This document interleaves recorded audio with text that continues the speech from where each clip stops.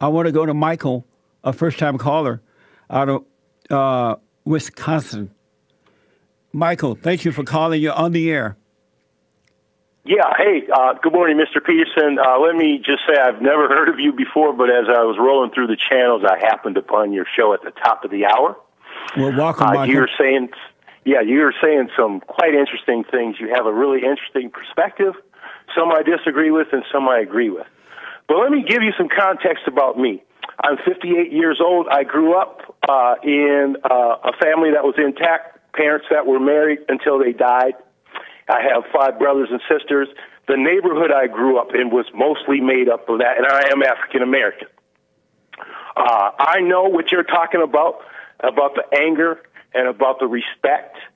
Since I left my parents' home and engaged my career, which is in information technology, I have historically, over the last 35 years, I've always been pretty much the only black in those jobs, in those conference rooms, at those meetings, performing those tasks.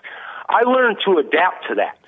I adapted by utilizing the tools that my parents taught me, which is not to display anger, right?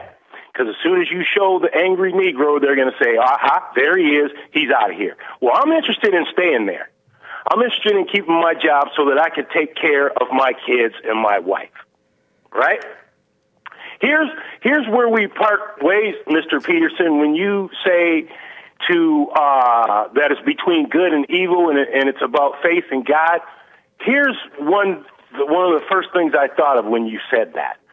80% of evangelical white Christians in Alabama said that Roy Moore did nothing wrong. His behavior is in line with what's in the Bible. That being said, sir, I grew up going to church.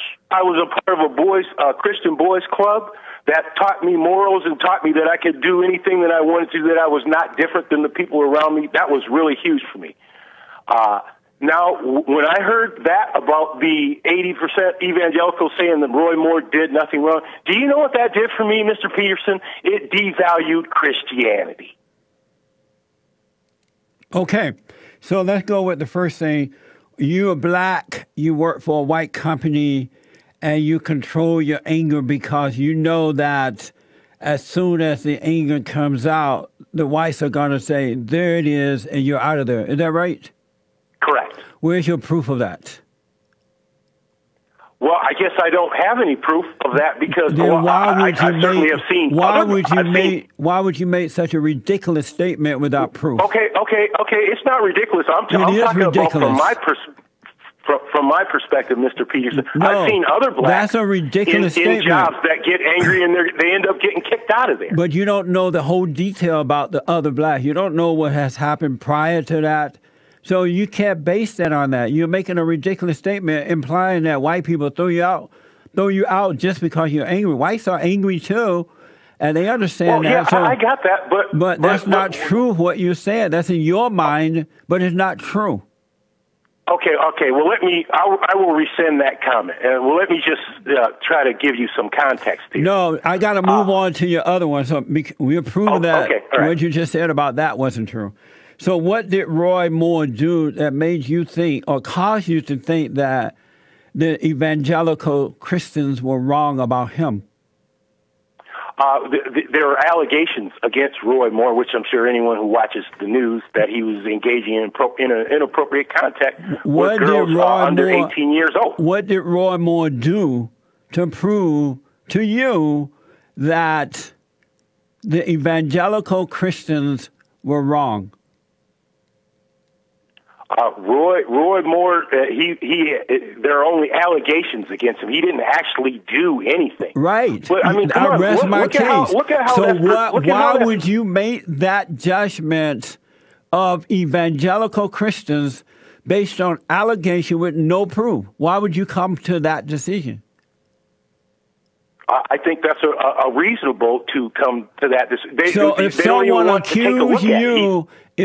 accused you and there's no proof of it at all, you want to be treated as though you were guilty?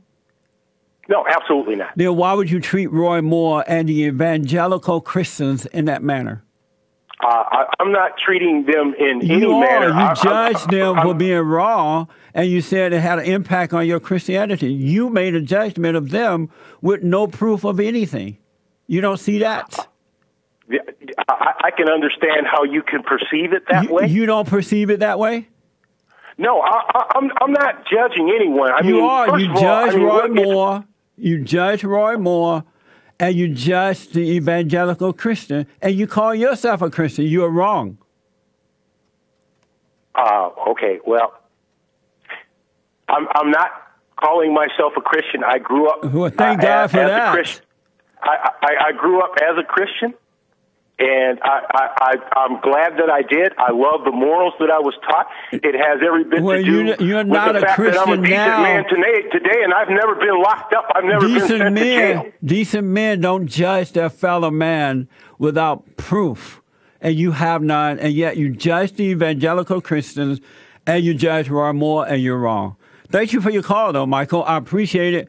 I need you all to subscribe, support us on Patreon, like us on Facebook, and follow me on Twitter. Got it.